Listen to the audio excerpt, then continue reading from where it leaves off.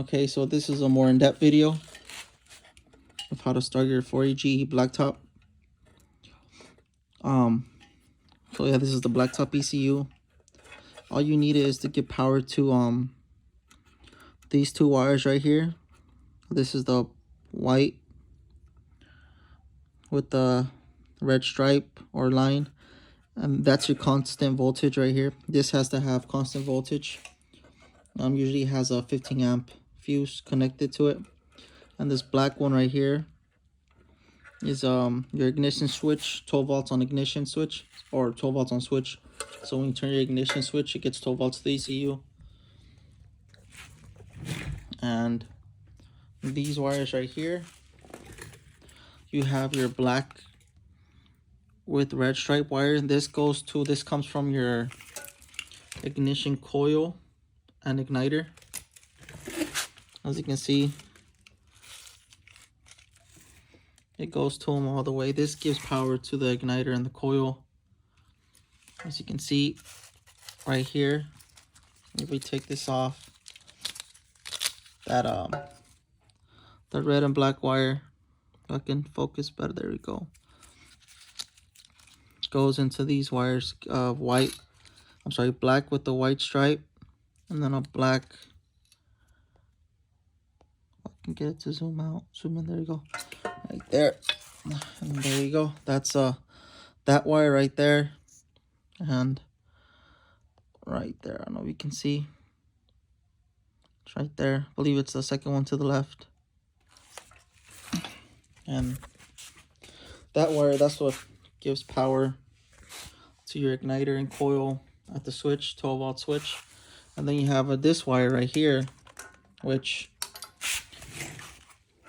when you give it 12 volts, it gives power to I believe this is your main relay or fuel pump relay. I'm not sure. I didn't pull this out of a vehicle and got it this way. And so yeah, so this 12 volts go in here. Oh. They come in here, and then it comes back out right here. There it comes back out, and then it goes to the ECU on the 12 volts I was telling you about. As you can see, when I pull it and it moves, I only have one hand, so it's pretty hard to tell. So I'm two hands. So that's this wire, and the other side of it, when you give 12 volts, it goes to your ignition, your fuel injectors. So it goes over here. Where's the, right here. This wire cable goes to your fuel injectors. This is what gives power to your fuel injectors. So the ECU does not give 12 volts to your fuel injectors. The ECU gives it ground. That's what opens and closes them, because fuel injectors are just solenoids and they open and close. So 12 volts to the fuel injectors, and then the ground comes from the ECU. And then what else? Oh, the other side right here, the wire coming from the, man, this focus is horrible.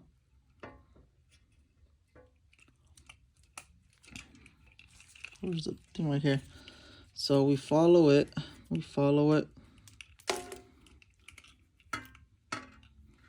Where'd you go? Oh shit, I need a tripod. Anyways, it's spliced into the battery wire, the ECU side. And what happens is it's spliced into, I want to show you guys, so let me find it. So right here, goes in this way. Found it right here. Perfect, right there. So as you can see, it goes in there, and then once it gets power from the ignition switch, or 12 volts, goes that way to the ECU, and it's spliced into right here. And this is what gives power to your idle air control valve. Your idle speed sensor, which is that one. Wait, where'd my plug go? Right here. So it gives power to it, 12 volts, which is the middle wire. The middle wire.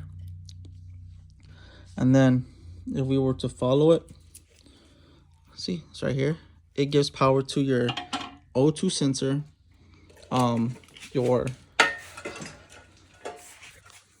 also gives power to not the red side, the red wire, but the black wire. It gives power to your VVT solenoid. So that gives power to those. Am I missing anything else? No. Yeah, that's all you need to do. You just need to make sure you got power here, or constant voltage here, which is 12 volts on the switch. You need to have power to your ignition. Your igniter. I keep saying ignition, your igniter and your coil. But you need to make sure it's ground. It's grounded out, because this is grounded out to the chassis of the vehicle. But if you're starting the engine outside the vehicle, it has to be grounded, because the igniter is grounded through the chassis of the vehicle. I don't know if the coil is, but the igniter is grounded to the vehicle. Your car will start. If it's not, no, I apologize.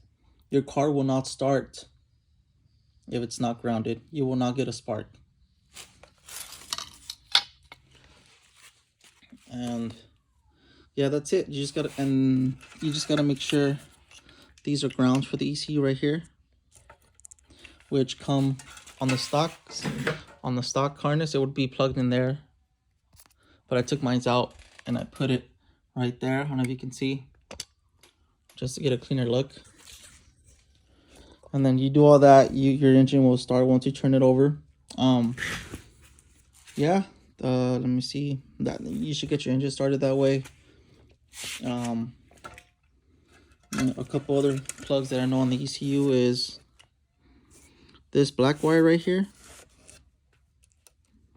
You don't need it to get started, but just to tell you, this black wire gets 12 volts when you start the relay. When you turn the key on to when you send power to the starter solenoid, this gives 12 volts.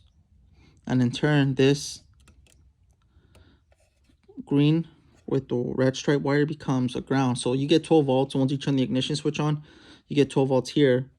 And once you crank it over and get 12 volts here, this becomes a ground. The ECU grounds this wire to trigger this relay right here. So right now I have 12 volts here. As soon as I get power to that black wire, which is the starter, I guess it on the ECU pin out says something about starter wire. But anyways, this becomes ground, and then that's what grounds, or not grounds, triggers this relay. Yep. This is, I think, these wires here go to the fuel pump. And then I don't remember where these wires go, but I'm not using this at all. I'm just showing you guys. Yeah, that's all you need. So this wire here from the auto speed control valve is connected. Put it in. I don't have everything plugged in, just mocking it up so I can make my harness cleaner.